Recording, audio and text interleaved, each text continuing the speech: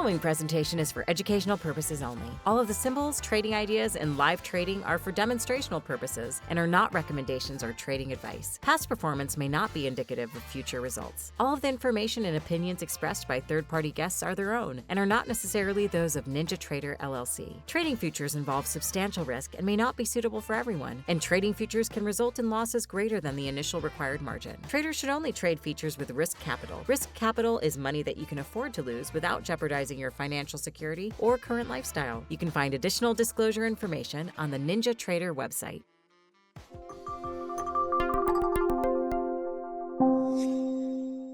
All right, we are back. Let's talk futures. Jimmy Ioria joining me live at NinjaTrader Live. How are you, Jimmy? Good to see you, Jim. How have you been? Pretty good. I've been under the weather, to be honest with you. How long have you been under the weather for? This has been several days, but I'm starting to feel better. Good. Get out, get some sun. It works, man. Yeah. Yeah. No, I know. I know. You could tell I've been out there. But Tylenol also is my best friend. Not as holistic, but it helps. Yes. I know. Probably not good for my liver or anything else, but it's helpful. Oh man. You've been pretty active out there with Futures Path, the podcast, right? Mm-hmm. And the other stuff you're doing. You've been a busy young man. Yeah, I thought that this part of my life, which is closing in on 60, I would be a little more relaxed. And it feels like I work like 70 hours a week and I love it. But then after a weekends, and I'm like, geez, what did I do other than work? And I got to figure something out, but I'm having fun. Oh, well, good. That's the most important thing. And that's the same with, I just turned 60. So, well, I'll be 61 in August actually, but I get this energy because I'm having fun. I'm having fun. Exactly. Right. As long as I'm getting sleep, I'm good. I'm good to go. Yeah, for sure. Awesome, man. Thanks for being here. Well, we have a ton of stuff to talk about. Everything from rotations through different stock indexes to inflation. Let's start with the CPI. We had the CPI last week. I'll pull up a chart real quickly here. This is just Fred, right? This is the St. Louis Fed's. It's an awesome database. It's an online tool. You could track anything. All I have up here, Jimmy, is CPI, core CPI. Right. And by just a casual glance at this thing tells us we're going in the right direction. Yeah, everything seems to be fixed. Now, what's really, really interesting is that, like, let's say 4 out of the last 5 pieces of important inflation data have come in lower than expected.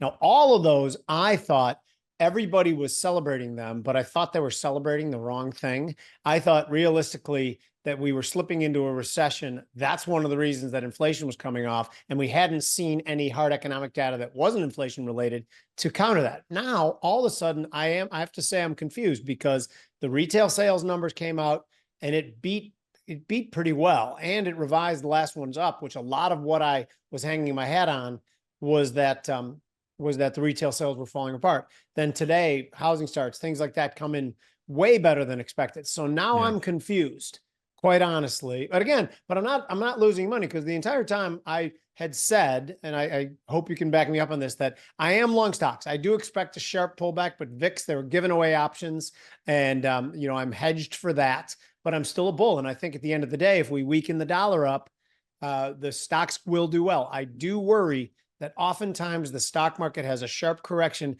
That's the very thing that pushes the Fed off the sidelines into easing. But I'm pretty sure the Fed's going to be easing in September. The question is going to start to be, are they going to go 25 or 50 in my estimation? Really? All right. So you think there's a possibility they're going to cut 50 basis points in September? I think it's this much of a possibility. I would not be wagering on it, but there is some talk of that. And there is some people putting futures trades on that would benefit if they hiked, eased 50. Yeah, that would be startling. We haven't had that kind of behavior in a while. No, there'd have to be burning timbers falling from the ceiling for them to ease 50, because remember the psychological aspect of it too is they never want to appear like they're in a panic, even if they were slightly in a panic, which they're not, by the way. So I don't know why those trades are being put on, because it doesn't seem likely now, but I always listen to the market. When I see money going on that, okay, let's consider. Yeah, no, for sure. I mean, Atlanta GDP was adjusted yesterday. Atlanta GDP now, their nowcast was adjusted yesterday to 2.5, up Yeah. from 1.8. Yeah. So things are going in the opposite direction I thought they would. But again, you can't be a trader if you can't be nimble. And again, one of my biggest core positions is gold. That's doing well in this environment. So I think it's better to be right and make money. But if all else equal, being wrong and still making money, I'll take it, I guess. Yeah, no, I gotcha. I gotcha. Well, let's talk about some of these rotations, right? Everyone uses the word rotation, right? Mhm. Rotating into from tech into small cap is an example. Right. What is that all? So this is really one of the most fascinating things over the last week because the odds have changed and there is reason to believe that we will be ushering in a new administration with a very new viewpoint on things come November. Okay. So by the way, it stands right now at 67% versus I think 33% that we will be switching. And so the point is that small caps supposedly the Republican president would be less involved with big tech, less corporatism, more involved with lower rates, more involved with trying to help the smaller companies. Now that's only this part of the argument. What really it is that for 18 months, people have been short the heck out of the Russell, long the heck out of big tech. So anything that even shoves that trade into a minor direction can cause people to head for the exits. And I think that's what we're seeing more than anything. Can we take a look at the Russell real quick before we take a look at S&Ps? Yeah, yeah. Let me toggle over there. And by the way, Tom Schneider's been beating in my head over the last 6 months why Russell is going to benefit with lower interest rates. Their borrowing needs are, more sensitive. Right. No doubt about it. And again, remember, I reiterate this part again, that the real story and then the exaggeration of the move sometimes aren't as related as people think. It could just be market positioning. Can we go even like a longer period, like a weekly Yeah. real quick? Oh, sure. As you can see that move, and that's just a holy cow move. It is a holy cow move. All right, here's a weekly. So this is what I think is very, very interesting. We were stuck in that pretty much sideways trade for forever. And now we're out of it. And now we're closing that week out of it. We're going to close a week out of it. And then if Monday we take out the candle of that bar, I think it has a lot more room to run. And because again, there are a lot more shorts in this. So let's think about how we trade it from the short end. Then you want to go down to like a 60-minute bar? Yeah, but hang on real quickly. Good, let me catch up with you. Sure. So when you're talking sideways action, we're like from here to here, right? We've been kind of that sideways. Actually wasn't. I was talking about the bar. If you extend the top bar all the way back throughout the whole chart, but yes, I was looking at all that. You know what I mean? Oh, you're going all the way back like that. Yeah. Sure. Why not? Okay. All right. All right. Yeah. So I'm with you. All right. Let's, I'm caught up to you. Let's keep moving. Yeah. So let's go down to a 60-minute and see where I would even think about trading it. All right. All right. Let's do that. 60. I'm going to change my 10-minute to a 60-minute. Super easy. Here we go. Love it. Okay. Wow. Look at that. That is startling. Yeah, it sure is. So I don't know. I guess I think if I had anything to do, like, and I'm, want to trade it more from the long side, I would buy it when it gets close to those last two previous 60-minute candles, which is getting close there now. What's the level above it where the candle is? Above it? I mean, where the body ends. Not I said the candle on the bodies end at 22.59. Yeah. I think that's a spot for me with the long. And then you have a pretty tight stop on it, because if that's going to be support, it's going to be support. And I think you have a pretty tight stop and let it run to the upside. My stop level would probably be about 22.55. All right, let me put some lines in here. We're going to memorialize this. Sure, why not? There we go. Oh, 22.55. That is very tight. Yeah. Yeah, I think it's a spot for a tight stop. I do think I want to play it for the long side. Again, this isn't one of the greatest setups. I'd rather have a couple inside bars and a breakout to the upside, but we don't have that luxury right now. No, but the day is long. The day is long. The day is young. Yes. But I'm going to go back to a daily just for a second. Yeah. Crazy. Right. So we took out these highs. That's a weekly, by the way. Oh, shoot. Hang on, everybody. Did I tell you I was feeling under the weather, by the No, way? yeah, Let's go to it. and you're the best at this. So any mistake you make is a one-time shot. I know. I need a mulligan there. All right, here we go. So you're right. There's no, it's blue sky above. Right. Which in There's some no ways target. is frustrating because it leaves you targetless. So I don't really love the Mhm. blue sky. Now, when I look at the daily, I think there's a possibility we retrace some of that previous candle. So forget the trade I said about on the 60-minute. I don't, because I would normally, as my part of my strategy, look at a couple different time frames. Yeah. This Yeah. time frame doesn't look as good, right? I think so. Right now we missed the trade. You are looking for spots to get long. I am looking for spots to get long. I just don't see them quite yet. Yeah. So I think me and Tom like to look at what's called the piercing line of a dominant candle. So this is a dominant candle yesterday, and Okay. the piercing line is just the middle of the bar, Okay. right? The midpoint. And and Dan Graham's talks about this all the time too. Says, listen, how much conviction do sellers have? Do they have enough conviction to get, to at least get halfway back to where we started from? And it's called the piercing line or the midpoint. If not, then he would expect, and I would expect, continuation buying to happen. So it's kind of like a line in the sand right now, and it's approximately, I'm just eyeballing it, 2248. I don't know what you think of that idea, but it's I didn't make it up. Yeah, no, I actually really like that. And let's go back. And by the way, I have no problem changing back and forth with my strategies would be. So I would like, based on that, the midpoint of that candle, maybe along at that spot we said from the previous chart, but lower my stop to about, call it 2230.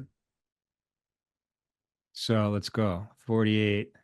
Yeah. So the entry, the midpoint's going to be down here, Right. 48, and then I'll lower your stop to about where? 30. Yeah. That to me would be a solid trade idea. Yeah, no, okay, good. Yeah, I like that too. And again, this is part of the process, talking yourself in and out of things and then coming up with something. So again, I don't feel any embarrassment that I was waffling a little bit. Yeah. People No, are that's watching. okay. I know you don't. Yeah. I mean, I have the luxury. You don't have the same luxury I have. I have Tom Schneider with me in the mornings. Yeah. For an hour and a half, side by side, and he comes up with stuff I don't see. That's all awesome. the time. Yeah. Like, all right, this is No, that's why one of the reasons why we do these things, to hear other people Yeah. who know what they're talking about. And I love it. Yeah, I mean the community, the one of the really great. There's two ways you could chat here with us on these shows, and we have a lot of folks that log in and chat, and the community makes people better. The communities, and I don't, you come into the YouTube channel or to the NinjaTrader.com website with a nickname, right? Or a hand, you make up your own name, right? Like, we got Ripper24. We got, most people don't use their real name, except for my mom. My mom comes in as Mom Kicks, but there's great information there as well. I agree. Russell I meet people on Twitter all the time who at first I think, oh, who is this guy? And then like, wait, he actually kind of knows what he's doing. Right. Can we look at the NAS now? Yeah, we can look at Nasdaq. Let's do it. Let's go to NQ. I'll start with the daily again. Go back to the daily. Well, what do you know? This is looking like more of a retracement situation. Sure, but the question then becomes how long are we going to retrace it to?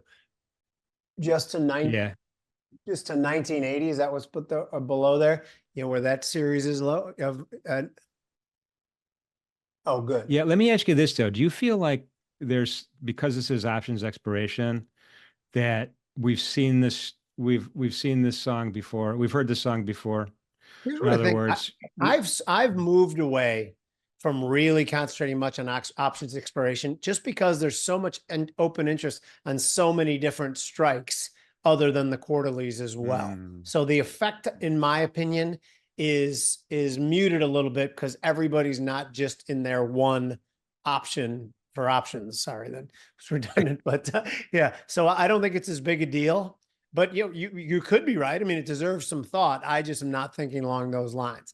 But I think on the near term, we easily trace back. That's 1980, right? Which is the line. okay. Yeah. No, up Where a am I little going? further. Here? Yeah, right around there, right? Yeah, that's 50% retracement from this little low here. Yeah. Sure. And what kind of move would that be from the top in a percentage basis? Do you know? Well, okay, from this low, right? Yeah. This is end of May 31st, Okay. to the peak high. I drew a fib line, Oh, and yeah. that's in the 50% is 19,746. That's my target on So this move. okay, that's your and also it corresponds to a old area support. Let me kind of move this over here. I love looking at these old area supports. You know who taught me this kind of technique? You go back a little bit. Mhm. Did you know Jack Bros from Yeah, sure. I know the name. Sure. Yeah. yeah, he was in the bonds though. Right. His website was Bros on Bonds. It was awesome. Clever. But he always said look left, look for areas of support and resistance, and Right. you'll see again it reoccur. Area Yeah. support will Right. And that's reoccur been kind again. of a habit of mine as well. And that's why I was looking at that 19,800 level, because it looked like it corresponded with those two lows. Or no, could look like it's corresponded with a bunch of junk in there. Right. Yeah, yeah, exactly, Yeah. exactly. And we talk about areas of interest, and if you think about this 50 EMA that's moving up here, oh, is this a simple? I'm sorry, this is a simple because I think Mike Arnold told me to make it a simple. Yeah. As time goes on, we could have a convergence of the top of the area resistance, 50%, and that simple And the moving 50 average. day. Yeah. And that would Yeah. be that would be several pretty powerful signals. So I think I might, as we move down further, if this move keeps going, I may, because I'm long a lot of puts in the NAS, I may start to sell a put, perhaps a shorter dated put right around those levels and collect some premium because volatility is spiking as well. So what's your excuse me? What's your time frame when you say shorter dated versus longer dated? If How a many months short out there? dated put for me, like I'm not a 0 days expiration guy. So I have a lot of puts on in NASDAQ, mostly through the Qs. And I will then sell, like if I have ones that have 30 days or 45 days in them, and then all of a sudden I get the big move I want and vol spikes, I'll sell like one that has a week in it, which is where I want to buy it on the short term. So that's that 1980 level will be one that I have on that I want to buy some back or cover some of my hedges. So I'll sell a shorter dated one that has juiced up, hopefully with a lot of volatility being put in on the down move. Make sense? Yeah, it does for sure. Okay, totally. Uh, All right, all right. What about is anything? Well, look at, I mean, the Dow is marching to a different drummer today, but I think that was because the Johnson & Johnson earnings were pretty good. That's what I thought too. And Yeah. I don't trade the Dow very much just because it's 30 stocks. I think one can have an undue influence, and then you might as well just be trading, the individual stocks. So I don't trade as much. I'm long some Johnson & Johnson, which is funny because the other day I was about to get out and it looked like it had a pattern that was a very, very, very, very interesting support level. Do you want to take a look at individual stock, which I don't recommend or not recommend? That's not my licensing. My licensing is futures. Let's look at futures, whatever you want.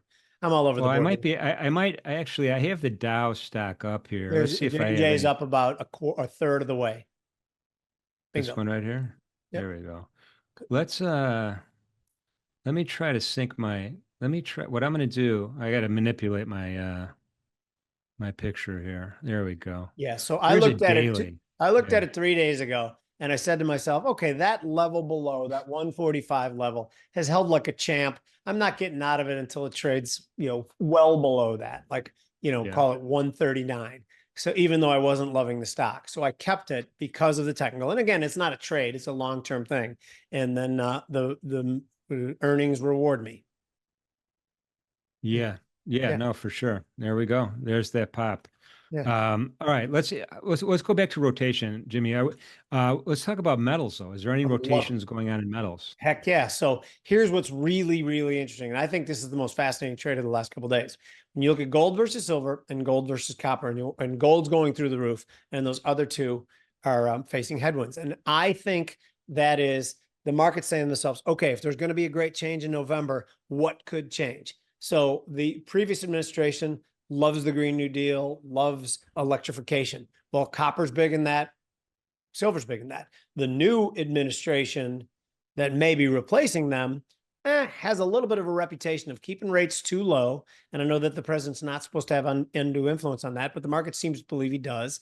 And they have proven to be profligate spenders in the past. That's one complaint I had with the president from 2016 to 2020 was that I thought he spent too much, racked up too many debts when the economy was supposed to be good. Now I have the same complaint right now in tenfold, but the Republicans are supposed to be people who are a little bit more fiscally responsible. I don't ever see it. So I think the market's telling us that he could still be a profligate spender, and that's why gold is going through the roof.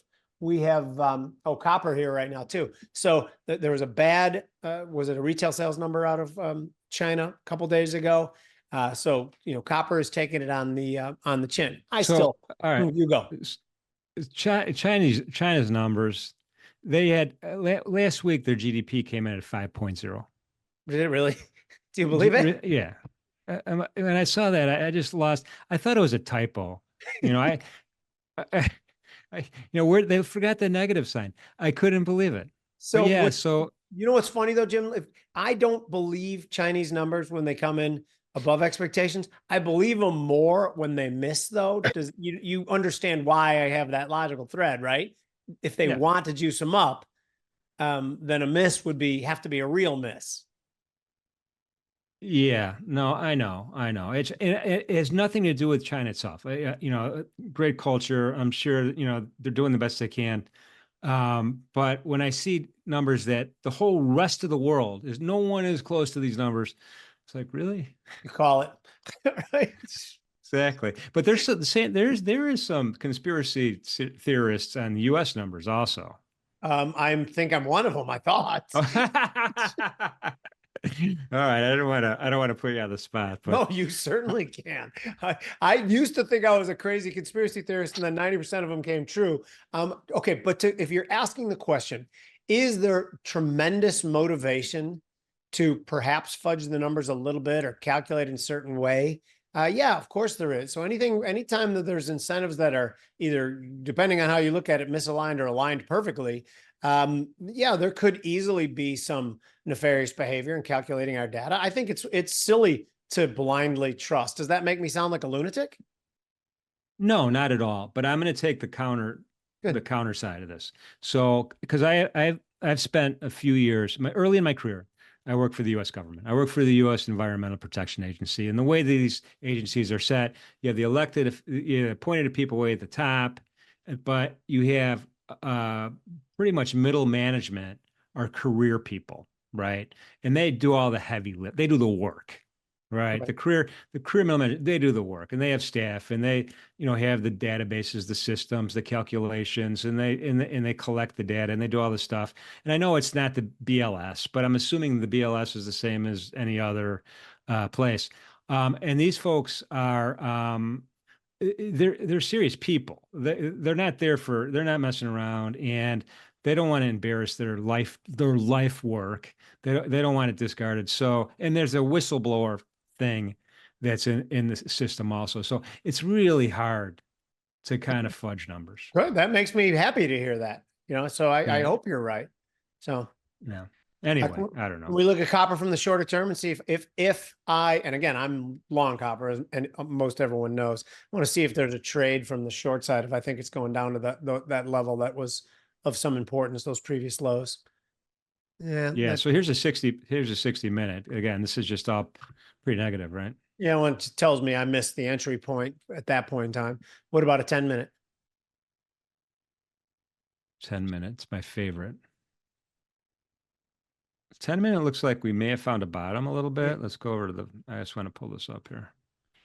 So, yeah, I mean, it's hard to say. I mean, there's no real retracement yet that's kind of materialized. No, right. And if I was actively trading copper this morning, the only opportunity I would have seen would be that red candle that's about 6 or 7 candles ago, where there's prior to that, like right in there, as soon as it broke below that, because that's the kind of congestion pattern that I like to look for as it gathers steam for the move. And I know it's easy for me to say in retrospect, but people who've been watching me a long time know that that is generally the thing that I look at. And then I would have said, okay, good. As soon as it makes a lower low from there, boom, it's time to short it. Right now, though, it seems kind of difficult. Like the what is the horses are already out of the barn or something, whatever that is. There's the cows. Yeah. I missed it. We say it all the time. We missed it. Missed the trade. Which is, by the way, you just wait around. There'll be another one coming up. Yeah, that's right. Let's talk about that. I mean, that's a thing, right? Because there's you have FOMO, right? Fear of missing out. I want to get in. All right, I missed it, but so what? It's still going to keep going, right? That's probably a bad mentality. Yep, no doubt about it. But if you missed it, you missed it. And then you got to wait for your setup again. Because as soon as you get frustrated, like, oh crap, I missed it, sold, you're going to lose money. Yeah, I mean, the train's leaving the station. You're not going to run and jump on the back of it and hang on. Don't do No doubt that. about it. Yes. It's dangerous. Can we look at gold? I know we're running out a little bit of time. Yeah, sorry about that. No, it's okay. You and I always get to talking. All right, here we go. Gold. This is all right. Here's the 10-minute, by the way. Okay. 10-minute chart. Gold is breaking out. I'm bullish gold for sure, as well as you are. Let's go back to a daily real quick. Yeah. We had this double top. We crushed it yesterday. I even wrote the word resistance in there. I never write words on my charts, but I did this time. We broke through that. We even took out that, this crazy wick today, 24.75 that we got back in the 20th of May. And now we're kind of, maybe giving a little bit back. Right. And there is nothing that makes me think that the bullish move in gold is over. I would actually probably be looking to add in that resistance bar that you drew out, which is exactly what I thought too. And actually retesting that and then moving above it would actually, in my opinion, validate this upward move even more. Can we even go back and look like at a weekly chart? Yes, sir. Let me get that weekly guy going. Yeah, I mean, the problem with my weeklies is you get all these boxes in the way. All right, here we go. Weekly is here. Yeah, there's nothing, just look at the move, the upward move that began about a quarter of the way back from this chart, right? The upward move, how explosive that move was from, what is it from, let's say 2007. That's February 23 is right where my crosshairs is. Okay, I'm sorry, so, March. Yeah, February 23. Yeah, so boom, it explodes up to almost 2,500, right? What are the highs that it explodes up to? Yeah. I mean, well, Spends, other than today. Spends the last 10 weeks, right, consolidating, and then boom, just explodes out of that. To my opinion, the measuring objective would be like what's almost as big as that upward move from February to its highs from where it broke out. And that puts it probably up around 3,000, I bet, right? Or up about 2,700, I bet. I don't know. I mean, this is the toughest thing of all time. And here's, for me, when I see, because I'm older than you probably, but I'm an old guy. Yeah, like 6 months. But anyway, go on. All right, I'm older. But the idea of gold over 2,000 is somewhat mind-blowing to me, right? And so when you start scaling that up, gold over 2,500. Can I try to convince you with something? Yeah. Because I'm not even thinking of it in terms as gold over 2,200. I'm thinking of it in terms as the dollar being approximately 65% of its value just 3 short years ago. So realistically, every asset that the dollar portion of it is so important should have just adjusted up like 30%. So I'm arguing that the 1,800 to 2,000 range that we respected for so long, just all of a sudden, because of dollar policies, flipped up to a 2250 to 2550 range without even adding in the fundamentals of central bank buying, and central banks buying at the biggest level they've bought at in 75 years. Now, granted, Chinese government has not bought any gold the last 2 months, which is somewhat unusual, but the Indian government has stepped it up a little bit too. But I think the price of it is purely reflective of the weakness in the dollar. And now the additional moves that we're seeing right now are just beginning, just the most nascent of the moves that reflect actual demand. There. Okay, so the correlation to the dollar is at this point taking over central banks buying stuff. Yes, but right now it's more important, and I'm hoping that we pass the torch to the central banks buying. Not hoping, I mean for the trade hoping. If the central banks are buying gold like they have been for the last couple of years, it's reflective of not a very good thing. We are not de-dollarizing, but we are moving this much closer to the dollar being less important. For some numbers on that, 20 years ago, 75% of global central banks' reserves were held in dollars. That number's down to like 59%. Well, that's significant. I mean, the dollar's still entrenched. It's not going to be easy to get rid of it. But as they think they are moving towards getting rid of it, they're going to buy a lot of gold, in my opinion. Yeah. All right. Well, yeah, we'll see how it goes. Very interesting, but bull mode in effect for sure. Jimmy, this time with you is so quick. I can't believe I have to tell you we're at the end. I know.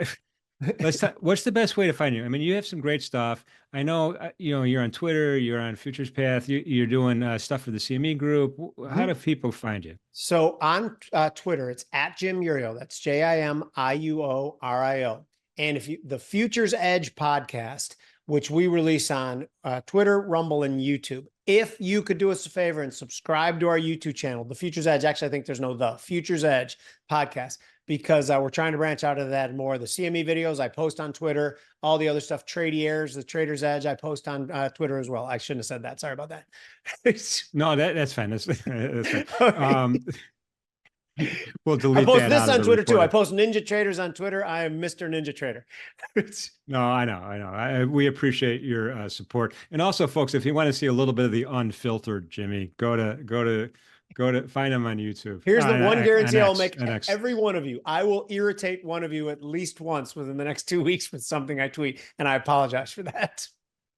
No, but you're very apologetic also after the fact too. So sure. you're more humble than you're willing to admit. Appreciate that, Jim. All right, everybody. Appreciate it. I appreciate you, Jimmy. Looking forward to seeing you again. Thank you. See you guys.